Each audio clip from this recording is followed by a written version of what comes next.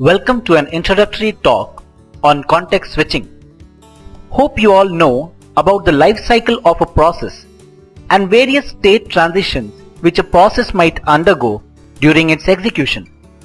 Friends, let us try to understand context switching with a simple analogy. An end user is working in a Word document and the user also has a calculator application in his computer system.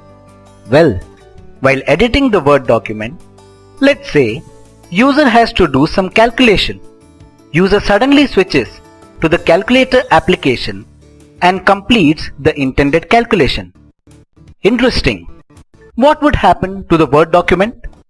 Well, the current context of the Word document has to be saved. The Word document, which was in a running state, goes to a blocked state till the user finishes the calculator application. Can the user continue from where he left? Yes. When the user returns to the Word document, the user can continue from where he left. Thus, the saved context of the Word document has to be loaded. Thus, a context switching happens from Word document to calculator and then again back to the Word document. Fine. Let us try to understand context switching technically. What does the context means with respect to a process? A context refers to the contents of a CPU's registers and program counter at any point in time required by a program in execution. By the way, where the register is and what is its purpose? Well, a register is small amount of very fast memory present inside the CPU. This is used to enhance the speed of execution of computer programs by placing the frequently used values within them. What is a program counter? Well, program counter is a special register which contains the address of the next instruction to be executed. Hope you all are aware of these basics of CPU components. Great!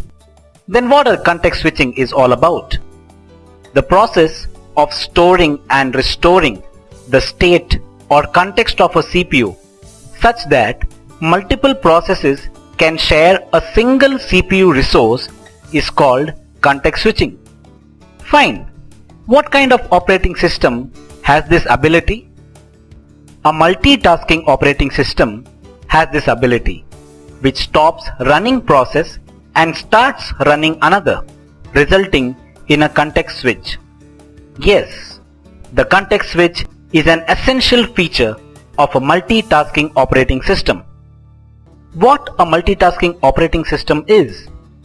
A multitasking operating system is one in which multiple processes execute on a single CPU seemingly simultaneously and without interfering with each other. This illusion of concurrency is achieved by means of context switches that are occurring in rapid succession.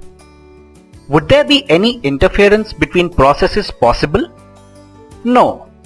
Generally, the OS should prevent processes interfering with each other, that is, without modifying each other's memory. Why do we need to do context switching? The context switching is done to keep the CPU busy all the time by running at least one process. What happens during context switching? First, suspending the progression of one process and storing the CPU state, that is the context for that process, somewhere in memory. Second, retrieving the context of the next process from memory and restoring it in the CPU's registers. And third, returning to the location indicated by the program counter, that is, returning to the line of code at which the process was interrupted in order to resume the process. What are the possible situations in which context switching might occur?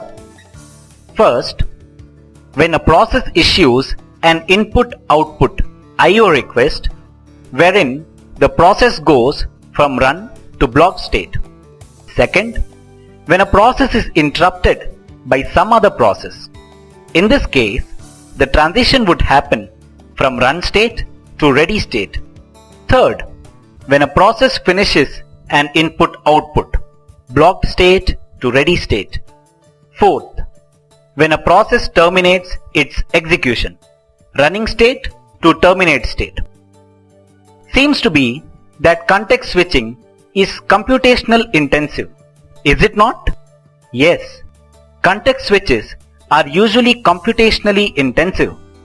This activity requires considerable processor time, representing a substantial cost to the system in terms of CPU time, and much of the design of operating systems is to optimize the use of context switches.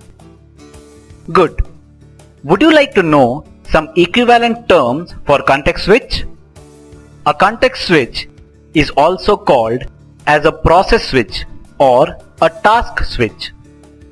Thus, we have understood that context switch is the switching of the CPU from one process to another, such that multiple processes can share a single CPU resource.